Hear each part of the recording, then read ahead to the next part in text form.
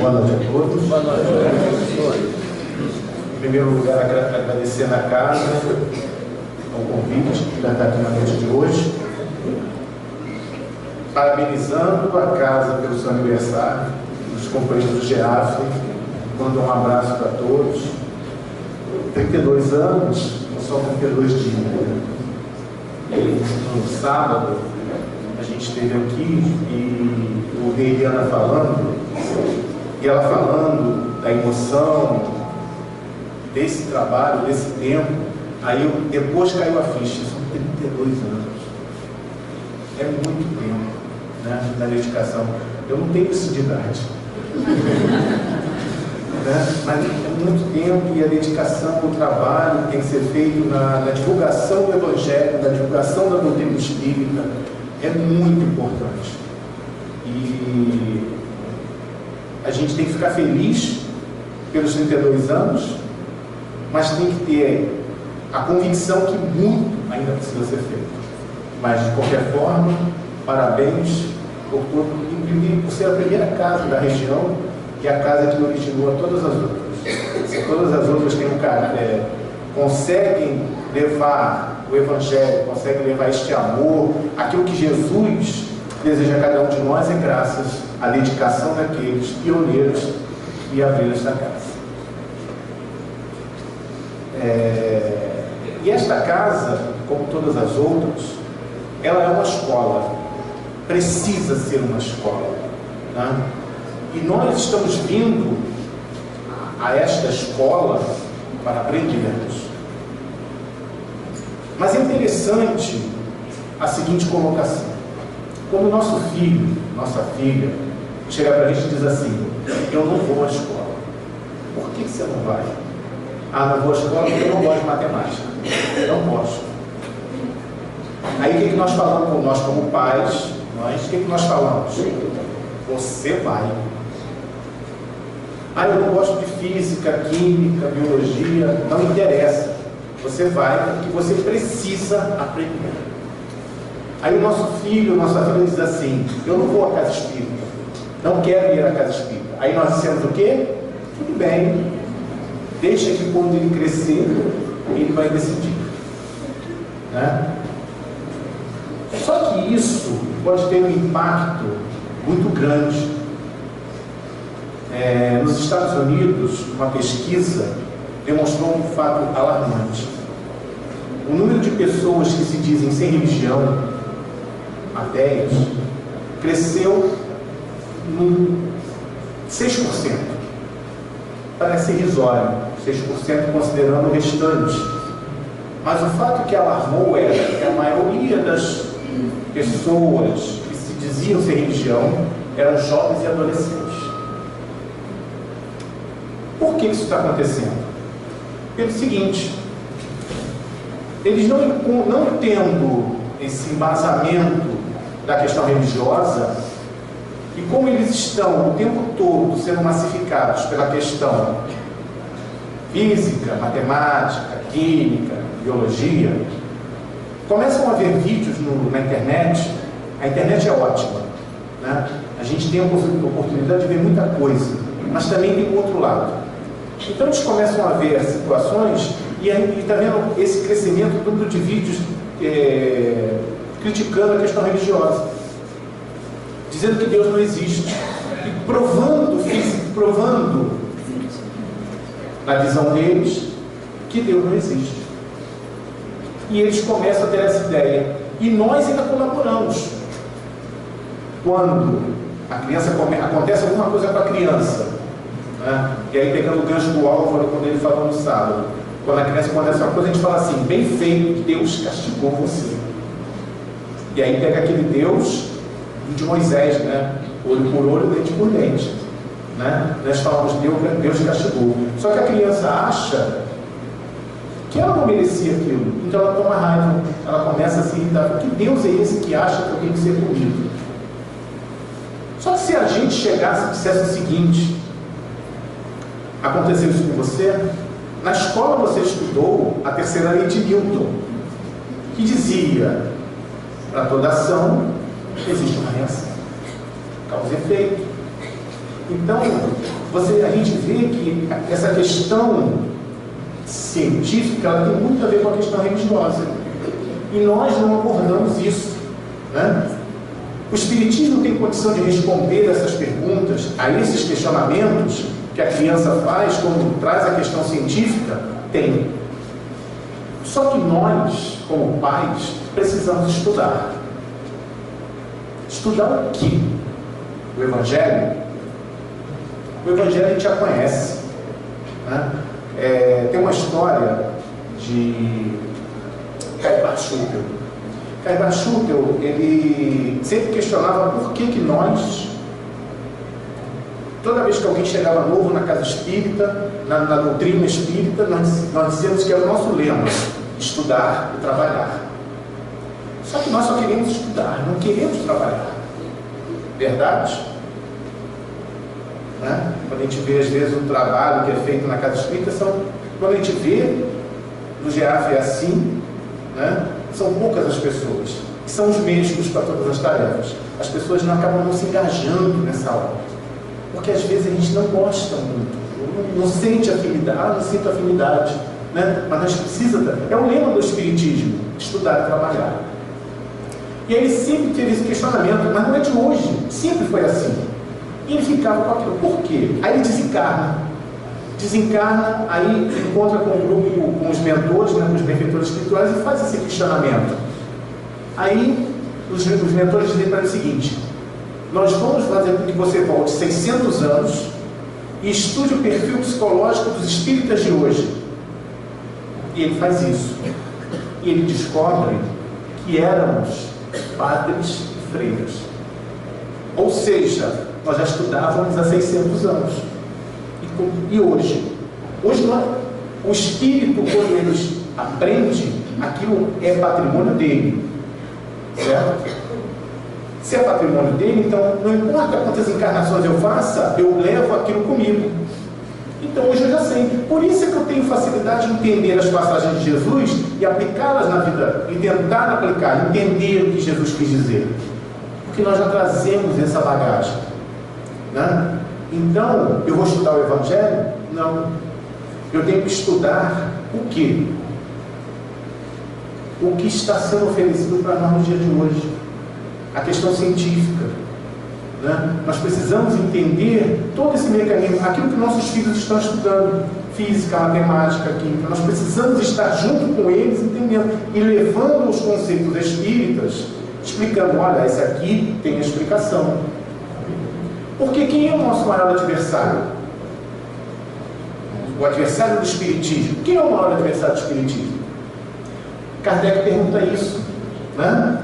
Como o Espiritismo pode contribuir para o progresso? Destruindo o materialismo.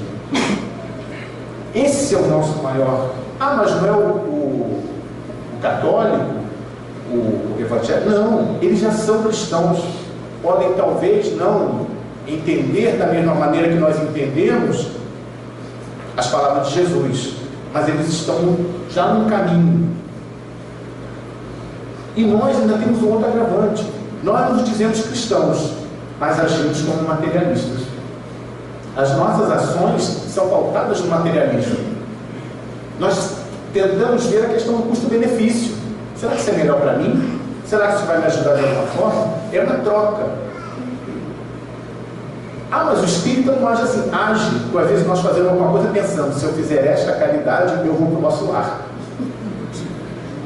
Né? Se eu pensar dessa forma, eu vou conseguir angariar alguma coisa. E às vezes interpreta erroneamente até a oração de São Francisco, quando ele diz assim: é dando que se recebe. Então, opa, estou dentro, é isso mesmo, vou fazer para garantir o meu lugarzinho no nosso lar.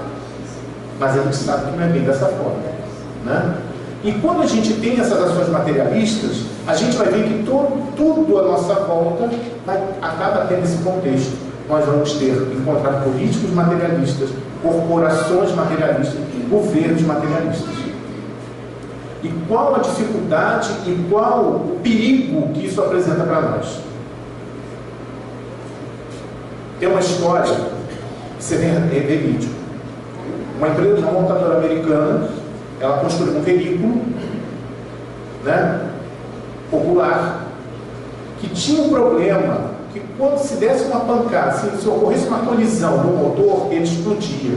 E isso matava os ocupantes do veículo. Descobriu-se esse problema, né? E o custo para fazer uma proteção para que não acontecesse isso custava $10. A peça custava $10. Só que eles já tinham vendido 38 milhões de carros. Vamos fazer as contas. Qual é o custo de chamar todos aqueles carros e fazer essa modificação? Aí vieram com a seguinte proposta da direção da montadora: olha, se nós pagarmos esse custo, nós vamos à falência. Vão ser milhares e milhares de pessoas e famílias na rua, desempregadas, sem comida, sem educação. Então vamos fazer o seguinte: vamos supor que tivessem tantos acidentes e que morressem tantas pessoas. Vamos gastar tanto, muito menor do que o valor, aqueles 380 milhões que eles teriam que gastar. Aí a gente dá $200 mil para cada pessoa que falecer, arcamos com todas as coisas, tudo bem. Então o custo acabou sendo menor, mas nós estamos beneficiando muitas pessoas. Custo-benefício. Uma pessoa perde 3 dedos da mão, aí vai para o hospital, né? Leva os dedos para reimplantar, aí o médico diz: ah, seu plano só cobre um. Você vai ter que escolher qual. Né? Às vezes chegam no hospital 2 pessoas que sofreram um acidente. Um que é um mendigo de rua, o outro é uma pessoa que tem posses. Quem que eu vou atender?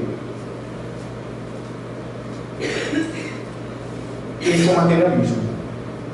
Essa é a ideia, essa é a visão materialista, do materialista. Não existe nada depois da morte. Acabou, morreu. Então eu vou ter que, eu vou trabalhar aqui. Existe um bioquímico muito famoso chamado Richard Dawkins. Não sei se vocês já ouviram falar nele. Ele escreveu um livro chamado Deus, um Delírio. Deus, um Delírio. Ele é um grande combatente da ideia de Deus. Ele acha que Deus, ele é o grande entrave da nossa sociedade hoje. E ele disse recentemente que as crianças com Down deveriam ser abortadas, porque se os pais morressem, eles seriam um transtorno para o Estado. Essa é a ideia do materialismo. E é isso que nós temos que combater. O Espiritismo pode reverter este quadro, mas nós precisamos de conhecimento. E nós temos uma grande vantagem, porque nós colocamos no tripé, que é a base da doutrina, ciência, filosofia e religião. Então, o Espiritismo vem mostrar que eu consigo explicar toda e qualquer situação religiosa através da ciência. E a ciência vai nos ajudar a comprovar tudo aquilo que a religião fala. Emmanuel nos diz certa vez que o Espiritismo nos solicita uma espécie permanente de caridade, a sua própria divulgação. E isso tem a ver com o tema que a gente vai estudar hoje? Tudo. Né? Missão do homem inteligente na Terra. Só que a gente diz o seguinte: ah, mas eu não sou inteligente, então isso não serve para mim. Mas não é bem assim. Né? Todos nós temos a inteligência. Todos nós temos esta capacidade de aprender. Às vezes não tivemos a oportunidade, mas nós temos essa capacidade dentro de cada um de nós. E a gente começa com uma passagem de Jesus, quando ele diz o seguinte: eu te louvo, Pai, porque ocultaste essas coisas dos sábios e dos inteligentes e as revelaste aos infantes. Mateus capítulo 11. Então Jesus agradece a Deus por esconder estas coisas, ou seja, tudo aquilo que ele pregava dos sábios e dos inteligentes. Quer dizer que Jesus era contra os inteligentes. Jesus não concordava com os inteligentes. Da mesma forma como ele falou do rico: é mais fácil um camelo passar pelo buraco de uma agulha do que o rico entrar no reino dos céus. Então ele tinha uma prevenção contra o rico e o inteligente. Mas se ele tinha, era ruim ser rico ou inteligente, por que Deus permite que venhamos ricos ou inteligentes? É uma contradição? Quando a gente vê o Livro dos Espíritos, Kardec pergunta: o progresso moral acompanha o progresso intelectual?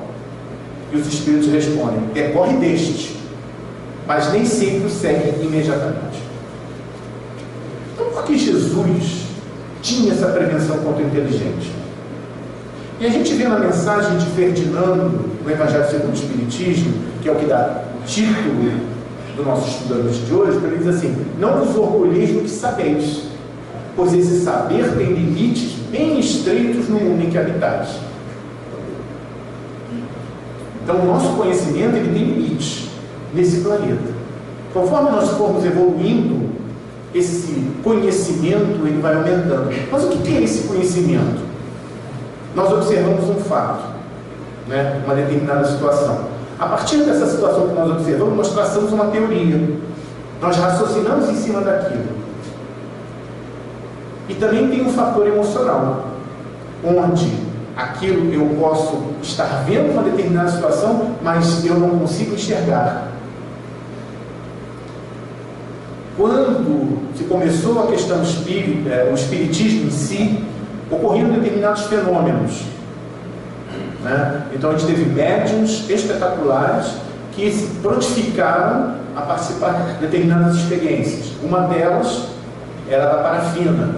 Então o espírito se materializava, colocava a mão dentro da parafina quente, e quando a parafina esfriava e ele se desmaterializava, o molde da mão ficava certinho na parafina, ela era cortada e via-se o molde perfeito da mão. Porque se fosse uma pessoa que colocasse a mão, endurecesse e tirasse, o pulso, essa parte do pulso aqui, ela é mais larga, então ela destruiria o molde, o que não aconteceu.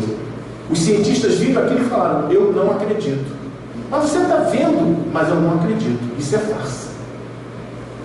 Então essa influência emocional impacta no nosso conhecimento. E cada um tem o seu. Cada um tem um grau de desenvolvimento. Cada um tem um conhecimento um pouco maior. E essa evolução acontece com o desenvolvimento das nossas ideias. Ah, mas eu não conheço muito. Eu não li muito. Né? Às vezes pensa assim: ah, eu tenho pouca instrução. Mas um jornal, esse jornal que a gente compra em banca, Globo, Folha de São Paulo, não importa o jornal. Cada jornal, um jornal, ele tem mais informação do que um homem tinha durante a vida inteira na Idade Média. Então nós temos muita informação, nós temos muito conhecimento. Né? Nós achamos que não, mas nós temos muita informação. A cada dia nós somos bombardeados por inúmeras coisas, e hoje muito mais rapidamente. Internet, principalmente a internet. Né? Hoje a gente sabe em questões de minutos fatos que acontecem do outro lado do mundo. Às vezes, a pessoa da Idade Média não sabia nem o que acontecia, nem sabia nem que tinha outro lado do mundo. E nós sabemos. E o que nós fazemos com esse conhecimento que nós temos? Para onde esse conhecimento vai nos levar? O que nós fazemos? Com certeza, não fiquem decepcionados. Você já ouviu falar de uma pessoa chamada Charles Duell? Provavelmente não. Charles Duell foi diretor do escritório de patentes dos Estados Unidos em 1900. E é dele a seguinte frase: brevemente o escritório de patente vai fechar, porque tudo o que precisava ser inventado já o foi. 1900.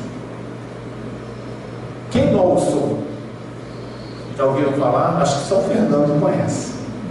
Ken Olson foi presidente de uma empresa chamada Digital Equipment Corporation, uma empresa que fabricava computadores de médio e grande porte. Em 1977, Ken Olson disse o seguinte: não existe nenhuma razão que justifique uma pessoa ter um computador em casa.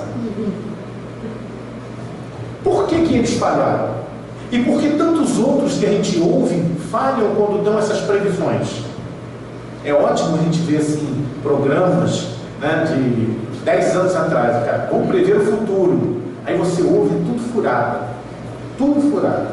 Por quê? Porque essas pessoas deixam o orgulho, a vaidade, a soberba tomar conta. Então eles acham que a ideia deles vai para frente. Porque eles são os donos da história. Eles são os donos da verdade. Né? A gente pode dizer o seguinte: mas são ligados à ciência, são materialistas. Mas Jesus, quando fala aquela passagem, ele não fala sobre homem, conhecimento científico. Ele fala sobre tudo. Então, ele usou aquela passagem também para os doutores da lei, os fariseus. E nós vamos ver isso nos dias de hoje. Né? Quando a gente vai ver dentro da casa espírita, pessoas que dizem assim: eu conheço tudo da codificação. Eu sei de cor e salteado as 1019 perguntas dos Espíritos. Eu sei todas as passagens do Evangelho. E o que nós fazemos? Conhecer, todo mundo conhece. Mas e o que nós fazemos? Né? Nós transformamos isso que nós conhecemos em algo útil. Até a Fábio comentou assim, que a gente leve alguma coisa que a gente consiga levar alguma coisa da palestra.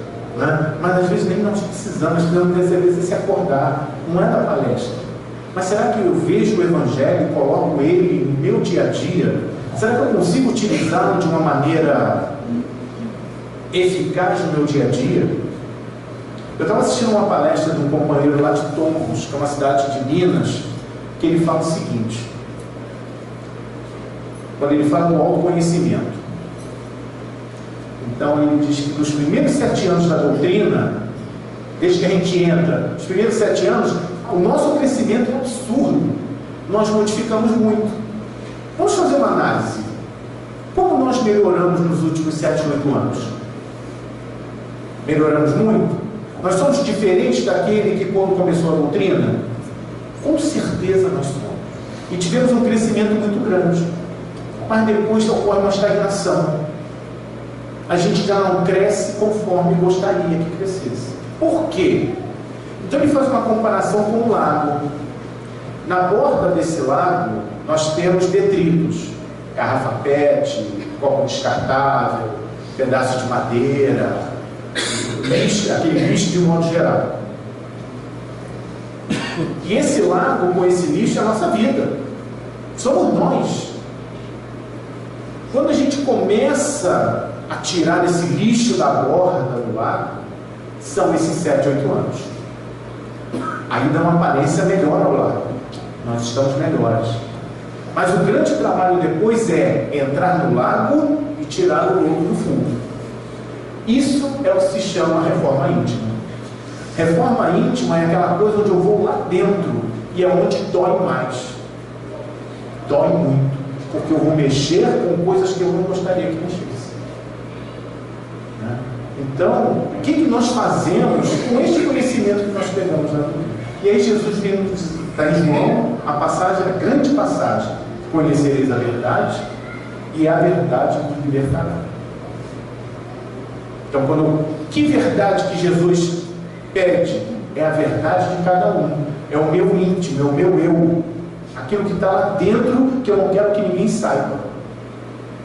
O Eduardo é bonzinho, nossa, que pessoa maravilhosa, trabalhador na casa espírita, nossa, dedicado, mas ninguém sabe quem é o Eduardo lá dentro, nem eu sei que a gente se esconde dentro desse, a gente se fecha, acaba se fechando ali dentro, e a gente precisa trabalhar, a gente vai descobrir coisas muito ruins a respeito de nós mesmos, mas nós precisamos desse trabalho. Então o conhecimento espírita vai nos ajudar nesse sentido. Quando a gente vê o outro lado, a gente viu esse lado egoísta, da soberba. A gente vai ver Sócrates. Aí, Sócrates eu conheço. Sócrates, um dos maiores filósofos que já passou por esse planeta. Sócrates veio dizer a seguinte frase: só sei que nada sei. Aquele que conhece muito, aquele cujos textos, cujas ideias colocadas por Platão, e Quem já teve a oportunidade de ler a introdução do livro do Evangelho, quando Kardec coloca a filosofia de Sócrates e Platão, se você não colocar o título, você vai achar que foi um espírita que escreveu aquilo. Mas foi Sócrates, o pensamento de Sócrates colocado por Platão. A gente vai ver Albert Einstein, quando diz que quanto mais ele conhecia os mecanismos do universo, mais ele acreditava que existia uma força criadora, admitindo a existência de Deus. Mas isso não o impedia de continuar no seu trabalho, no seu estudo, no encontro de uma lei que unificasse todas as forças principais.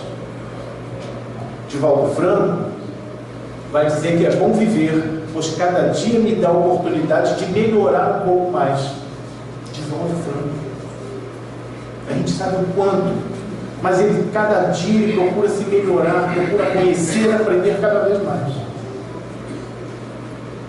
Kardec vai dizer no capítulo 25 do Evangelho que Deus deu a cada um o desejo incessante do melhor, desde os primórdios nossos aqui, e impulsiona-nos na procura dos meios de melhorar a sua posição. Então a inteligência que nós recebemos, ela tem esse objetivo de nos tornar cada vez melhores, de fazermos progredir.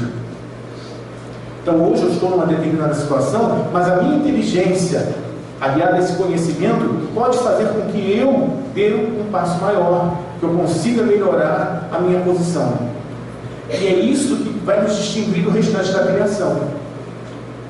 Nós temos às vezes os mesmos princípios, como o cientista colocou, eu sou 97% semelhante a uma raposa, por exemplo.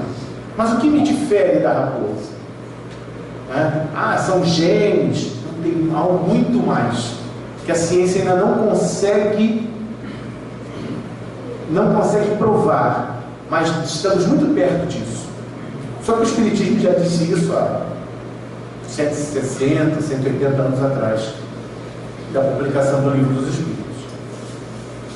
E a gente vê que todo esse conhecimento, quando o homem começa a descobrir uma série de coisas, ele sofre um grande baque, que é a Idade Média, né? A restrição ao pensamento científico. Então, só era aceito aquilo que estava de acordo com o que estava na Bíblia, né? E a igreja aceitava o que era conveniente. E aí começaram a ocorrer as grandes contradições entre a ciência e a religião. E vou citar dois exemplos dessa fase. Giordano Bruno, talvez a gente conheça. Giordano Bruno era um monge. Ele era um monge. Mas ele tinha um interesse científico. E num sonho, ele não acreditava, ele tinha aquela dúvida: será que a Terra é o centro do universo, como a igreja colocava? Ele tinha aquela dúvida. E aí num sonho ele foi levado pelos espíritos a ver o que era o universo. E aí ele se encanta. E é dele a seguinte frase: o mundo é infinito, porque Deus é infinito. Como acreditar que Deus, sendo um ser infinito, possa ter se limitado a si mesmo, criando um mundo fechado e limitado? Por causa disso, foi queimado na fogueira. Galileu Galilei, isso em 1600, 1630 Galileu inventa o telescópio. Galileu descobre que a Terra não é o centro do universo, que a Terra gira em torno do Sol. Mas ele é obrigado a rever seus conceitos para não sofrer as mesmas consequências de Giordano Bruno. E esse pensamento, essas ideias vão prosseguindo até o ano de 1755, que é um marco por causa de um fenômeno que acontece. Dia de Todos os Santos, dia 1º de novembro, vamos a Lisboa, capital de Portugal, um dos países, uma das cidades mais católicas do mundo na época. Acontece um terremoto. 80 mil pessoas morrem. Logo depois do terremoto, uma tsunami acaba de devastar tudo. O que restou foi devastado pela tsunami. Mas o grande detalhe é o seguinte: a maior parte das pessoas morre dentro da igreja, das igrejas, porque eram os prédios mais altos na época. Com um terremoto, eles demoliram e mataram a maior parte dessas pessoas. Aí, os filósofos diziam assim: peraí, tem alguma coisa errada nisso aí. Como é que Deus, num dia que todos estavam na igreja, mata a maior parte dos seus adoradores? Como isso é possível? Das duas, uma: ou Deus não existe, ou ele não controla os fenômenos da natureza. E aí começa o ateísmo moderno, a ideia do ateísmo moderno. É nesse fato que acontece. E aí, com a questão do ateísmo, quando a igreja diz assim: eu vou te excomungar, não, deixa eu falar assim, não pensaria com ele, eu vou te excomungar, o outro fala assim: e daí? Por quê? O que isso vai me afetar? Não afeta em nada. E aí começa-se esse processo, né? O ateísmo prolifera, a questão científica aumenta, e é quando ocorre um grande fenômeno que é o iluminismo, que é um momento onde ocorre o florescimento da filosofia, da ciência, principalmente na Europa. E é nesse momento do iluminismo que surge o espiritismo. 1857, com a publicação do Livro dos Espíritos, mas já começava um pouquinho antes, que era quando acontecia todos aqueles fenômenos. E o espiritismo ele vem explicar uma série de questões. Por que uns são mais inteligentes do que os outros? Por que uns têm mais habilidades em determinadas cadeiras? E o espiritismo vem explicar isso de uma forma muito clara. Emmanuel, no livro Consolador, ele nos diz que todo esse conhecimento é armazenado no próprio patrimônio íntimo, né? Dentro de cada um de nós, e guardará sempre uma lembrança dos trabalhos do porvir, né? Então, se todo esse conhecimento é guardado em cada um de nós, isso explica, em parte, por que as crianças, nossos filhos, eles têm uma habilidade muito maior com tecnologia do que nós, né?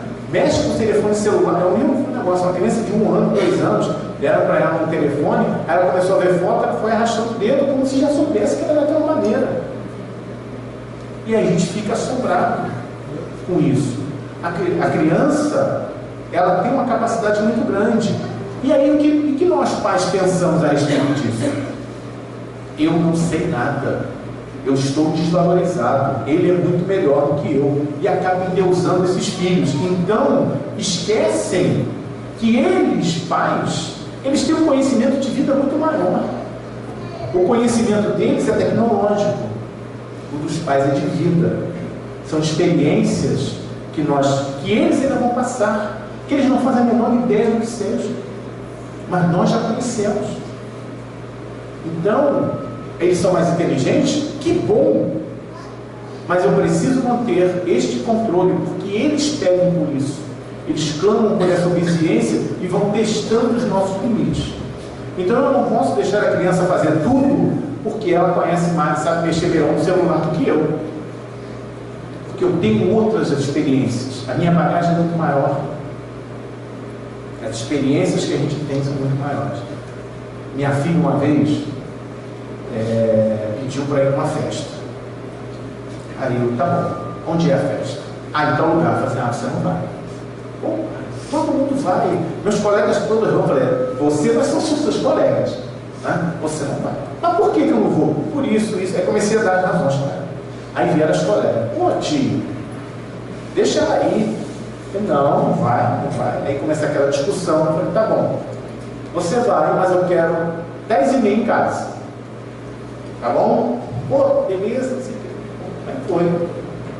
10h25 ela estava em casa. Né? Aí a gente sente aqui até aquele remorso, né? Poxa, podia ter deixado um pouquinho mais, né? 10h35, estoura uma confusão. Aí só vê gente correndo para lá, correndo para cá, porque o local era perto da minha casa. Só que estourou, gente correndo, gente na rua, correndo para lá. carro cantando pneu. Aí a gente saiu para ver o que era, veio um colega daqui, o que aconteceu? Ih, deu confusão, puxaram arma, deu polícia, chamaram a polícia, não sei o quê. Aí ele olhou para mim e falou assim: mas tu tem uma boca, hein? Essa é a nossa experiência. É isso que eles não têm, mas vão adquirir ao longo do tempo. É isso, é esse conhecimento que a gente precisa dizer. Nós temos isso. E você vai aprender ao longo do tempo. Mas, por enquanto, quem manda sou eu. Quem dita sou eu. A inteligência depende do meio. Será que se eu estiver vivendo num meio de melhor situação, eu vou ter uma inteligência maior do que aquele que vive no outro meio? O Espiritismo diz que não. Que a gente tem provas disso a todo momento. Há pouco tempo eu vi um caso muito interessante. Um jovem que passou em 5 vestibulares, estudando nos livros que a mãe trazia para ele, catando no lixo. A mãe era catadora de papel. Aí pegava os livros, levava para ele estudar. Ele passa em 5 universidades federais. Machado de Assis era negro. Não, os pais eram recém-alforriados. E, no entanto, é um dos mais brilhantes escritores brasileiros. Ah, mas como? Ele não tinha dinheiro para pagar a escola. Como é que ele estudava? O quarto dele, a casa dele ficava próxima à escola. Então ele ia para a janela ouvir o professor dando aula na escola do lado. Depende do meio, é do espírito. Esse desejo é do espírito. Isso vem em cada um. Uns mais, outros menos, mas todos nós temos. E é isso que nós precisamos exercitar. Ferdinando, o espírito que dita a mensagem, diz que Deus vos fez nascer no meio onde pudesse desenvolver a vossa inteligência, quer que ela seja utilizada para o bem de todos. Aí começa. Para que eu tenho inteligência? Para que eu possa auxiliar o outro. É uma ferramenta de auxílio ao outro. Tem um professor que eu gosto muito de ouvir. Há muito tempo que eu não vejo um estudo dele. Ele chama Luiz Barco. Não sei se você conhece. Ele é professor de matemática. Ele escreve textos, escrevia textos para uma revista, e eu gostava muito de acompanhar os textos dele. E ele sempre trabalhando em que o professor incentivasse os alunos a pensar. Então ele era contra a álgebra. Ele não gostava de ensinar, ele gostava de ensinar aritmética, porque a aritmética exercita a mente, faz com que você desenvolva o raciocínio.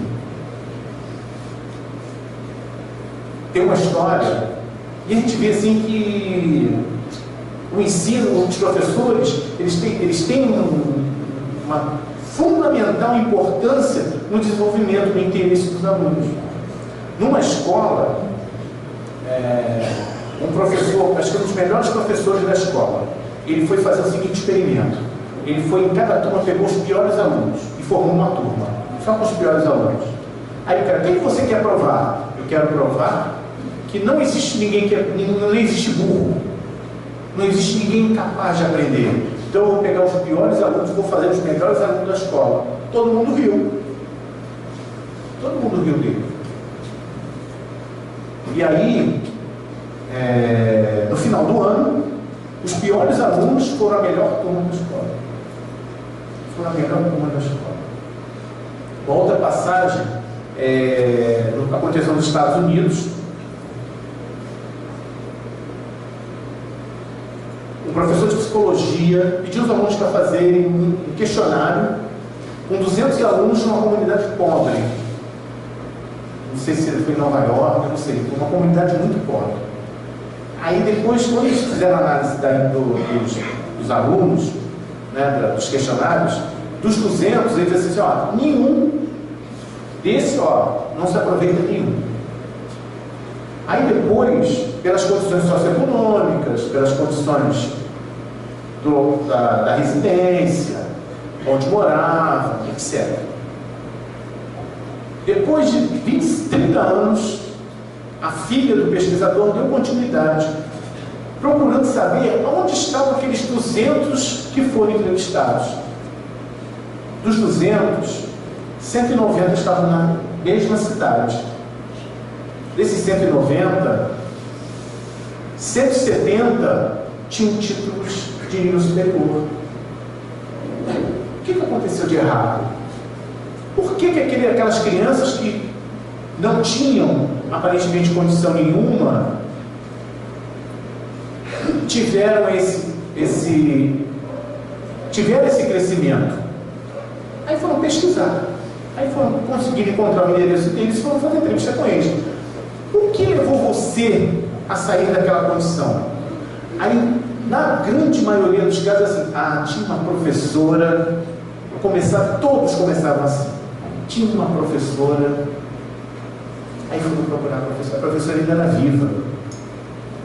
Aí perguntaram para ela assim, mas como você conseguiu fazer com que aqueles alunos... Aí a frase dela foi assim, eu amava todos eles.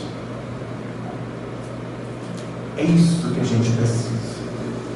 E infelizmente, pelas condições, uma série de fatores, os professores não conseguem transmitir, não estão conseguindo transmitir isso para os alunos.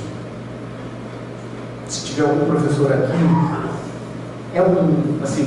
vamos dizer assim, seria um desafio, né? Tentar colocar o que nós aprendemos dentro da casa espírita, o que nós aprendemos dentro do nosso ambiente de trabalho.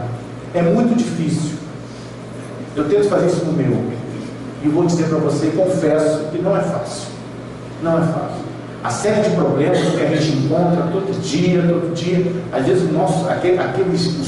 os nossos piores vícios afloram de uma forma que a gente nem pensa no Evangelho. Depois é que a gente se arrepende. Meu Deus, eu não podia ter feito daquele jeito. Mas a gente está aprendendo.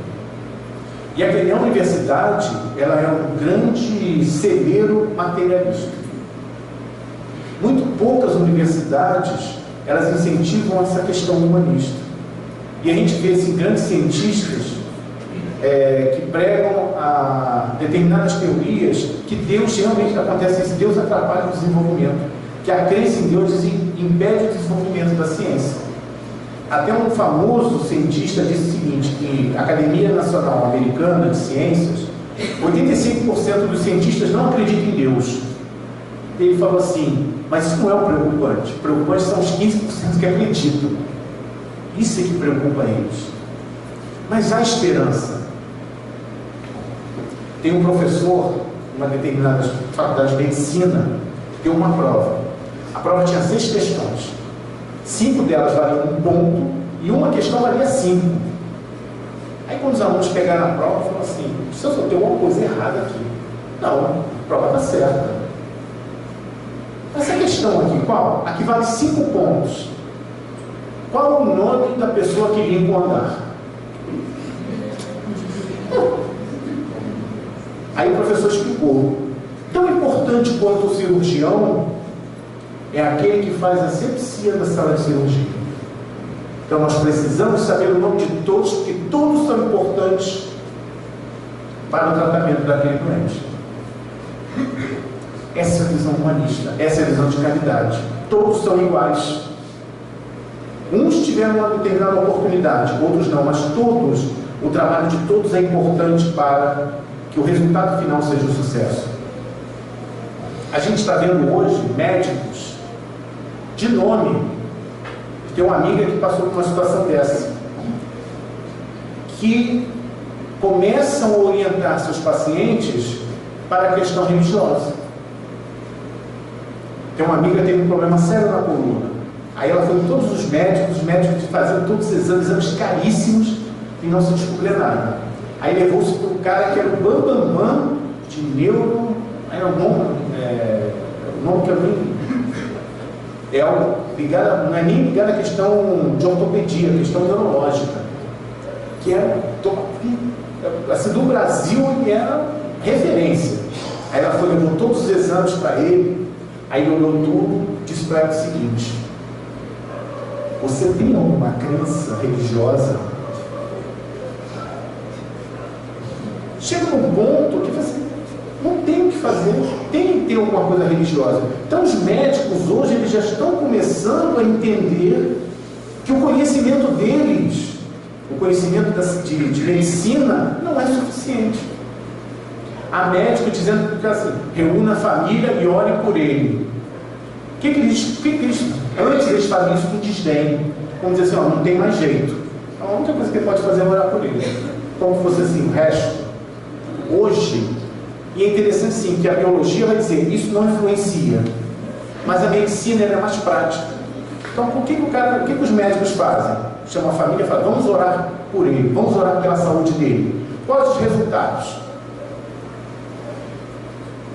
Tem uma companheira nossa de trabalho, a esposa teve hemorragia cerebral. Ela teve 1/6 da área do cérebro irrigada por sangue. Né? E os médicos falaram, quanto tempo? Não sei. Depende dela. E aí um grupo, vários grupos começaram a fazer oração. Reuniam-se para fazer oração por ela. Os médicos não acreditaram na recuperação que aquela moça teve. Ela anda, fala, tem alguma dificuldade de lembrar algumas palavras, mas ela já faz tudo normalmente. 6 meses depois do evento. E os médicos não acreditam. Isso é um milagre. Só quem sabe que não existe milagre? A gente já ouviu falar em efeito placebo. O que é o efeito placebo? Quando você vai testar um medicamento novo, o que os farmacêuticos fazem? Eles pegam um grupo, por exemplo, de 100 pessoas, para 50 eles dão um remédio, para 50 eles dão uma pílula com farinha, que chama placebo, que não tem efeito nenhum. O que intriga os cientistas é que dos 50% que tomam placebo, 20% se curam. Eles não conseguem explicar isso. O Espiritismo explica. E essa é a nossa proposta. Lutar contra o materialismo, com argumentos científicos. Essa tem que ser a nossa proposta. E Emmanuel vai dizer que o nosso grande erro é entronizar apenas a inteligência, esquecendo os valores legítimos do coração. Nós progredimos, mas o progresso não corre em todos os sentidos. Durante um período da existência ele se adianta na ciência, durante outros na moralidade. Então nós precisamos aprender primeiro. Precisamos ter o conhecimento primeiro, para depois entendermos a questão moral. Kardec já disse isso na Gênese. Se o Espiritismo tivesse vindo antes, ele seria abortado, como tudo que vem cedo demais na natureza. Então era necessário que todo conhecimento já existisse, para que o Espiritismo viesse, como comprovando, aqui ó, a ciência comprova que eu estou dizendo a verdade. E até hoje, quando a gente vê os cientistas alucinados, quando descobrem, meu Deus, existe uma partícula que permeia todo o universo, inclusive o vácuo. E é a partícula que gera todo e qualquer elemento do universo. Eles estão alucinados com isso. Só que quando a gente lê essa mensagem, o que a gente fala? Eu já sabia. Kardec já disse isso lá atrás, quando fala para a gente do fluido cósmico universal. E os cientistas descobriram há pouco tempo. O conhecimento vai nos ajudar a compreender o bem e o mal. Então nós podemos escolher. Por isso é que nós precisamos do conhecimento. Porque quando nós conhecemos, nós começamos a diferenciar o bem e o mal. Infelizmente, muitos usam essa inteligência para burlar leis. Né? A gente vê a todo momento, né, advogados que estudam as leis para descobrir brechas, para poder ganhar dinheiro de alguma forma ilícita. Hackers invadem bancos para desviar dinheiro, desviar fortunas. São mentes brilhantes. Por que fazem o trabalho para o mal? Porque desconhecem ainda essa particularidade. Num dia vão compreender e num dia vão se arrepender. só esses. Nós, espíritas, também, muitas vezes, não usamos o nosso conhecimento para o bem. Usamos em benefício próprio. Ah, mas nós não ganhamos dinheiro com isso. Mas ganhamos outras coisas. Quando a gente faz o atendimento fraterno, quando trata principalmente a questão da mediunidade, né? E a gente vê situações como, por exemplo, vai aplicar o passe. Né? Estou lá apliquei o passe. Aí a pessoa que tinha um problema de saúde sério, ela nota uma melhora. Aí quando começa a vir a casa espírita, fala assim, eu vou tentar ir com aquele, porque eu sei que aquele vai me curar. Aí continua indo com se dá um jeitinho, né? Troca de lugar na fila, só para cair naquela posição ali. Né? Aí depois fala para o médium, né, para o passista, você me curou. Muito obrigado, você me curou. E aí o que o passista fala? Não, que isso, imagina. Mas se enche de orgulho porque ele lhe curou. Existe isso? Existe. E é uma coisa que nós temos que combater. É esse orgulho. Não sou eu que curo. Nós sabemos disso.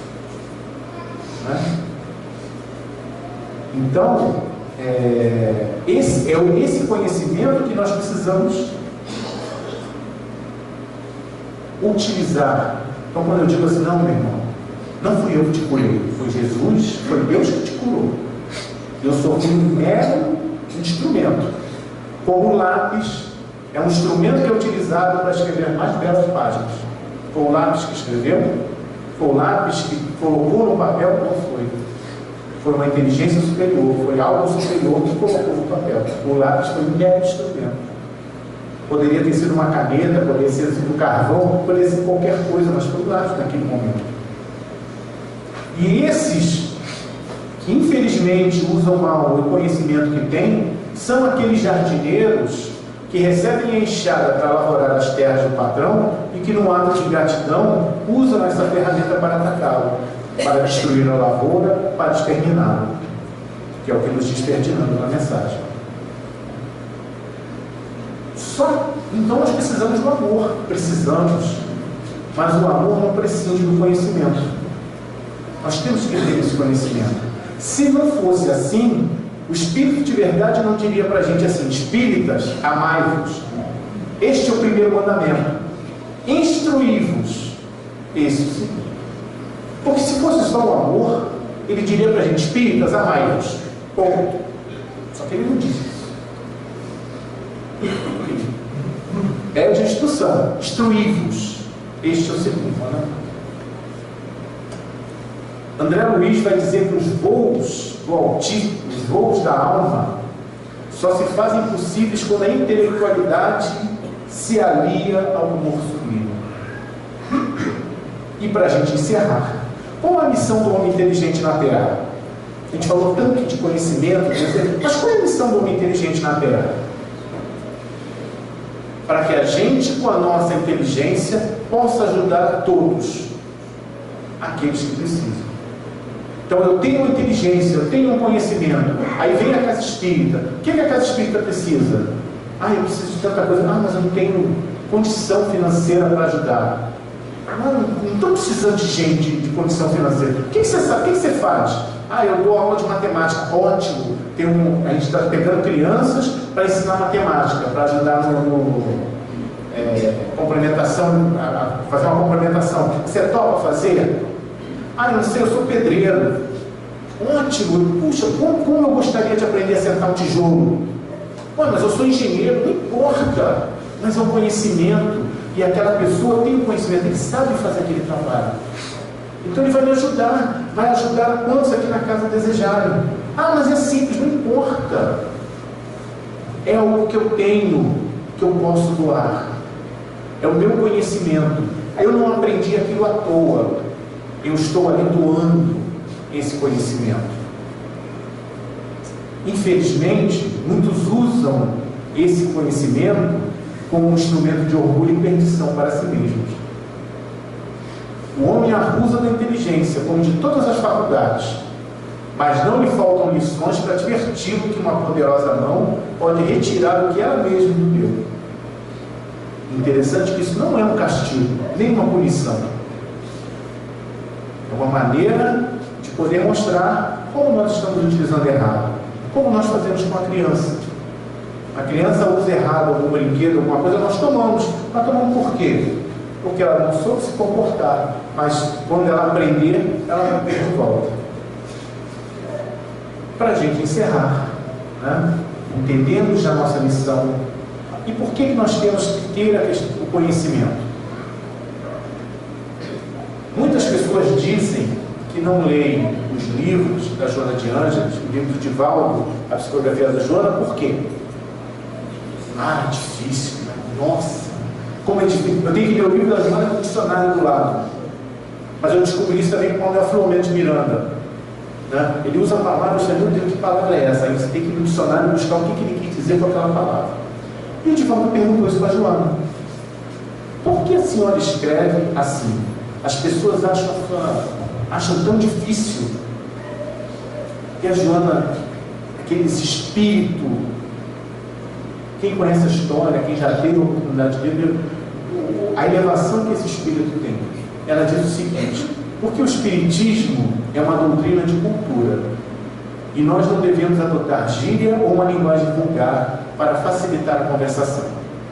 Quando o homem era primitivo, ele grunhia. A civilização deu o vocabulário e a construção de frases. E a evolução do indivíduo é medida pela forma que ele tem que se expressar, não pela forma, mas pelo conteúdo. E que para um espírito é difícil verbalizar o que pensa. Verbalizar, muitas vezes, é matar a ideia, porque limitamos o pensamento. Quando trazemos uma ideia, um fato desconhecido, temos que vestir com expressões conhecidas, e nem sempre conseguimos.